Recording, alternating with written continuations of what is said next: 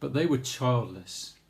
That's how Luke describes Zechariah and Elizabeth. Yesterday we saw how Luke said that he was going to write an orderly account, and he starts his orderly account of Jesus' life by focusing on this old couple who are childless. And what a world of pain lies behind those few words.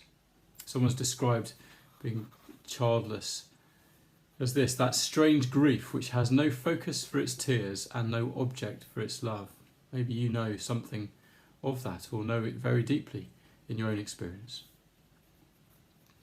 If I was to put together a list of my all-time favourite films, on that would definitely be The Princess Bride. And in it the hero says these words. He says, "Life is pain, Your Highness, and anyone who tells you different is selling something." Well, life certainly is full of pain, isn't it? And every sickness, every sadness, every disability, every deformity is a visible evidence to us that we live in a world ruined by our rebellion against God and under God's judgment. Not that any particular circumstance or condition is because of our or someone else's rebellion against God, like in a direct line. Because look here, Zechariah and Elizabeth couldn't have been more righteous and good if they'd tried. Look at verse 6, it's really underlined. What a great couple these were. But they were childless. And we all bear the marks of this in some way. What is God doing about it? We ask. Zechariah and Elizabeth must have felt like heaven was silent.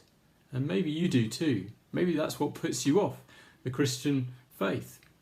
Well, we see here that Luke's making the point very clearly that heaven isn't silent. Here, heaven speaks. God is at work in his world to make things right. And that's what Christmas is all about. So that sin, the rebellion that's at the heart of our problems, is very much in God's sight. He's sending a baby to this childless couple who, in verse 16, we're told, will turn people back to God and back to each other. That's God's great desire, is that we be brought home to him. So Christmas can be painful. There may be heartbreaking situations that are in your life. There'll be those that we miss and those we struggle to get on with.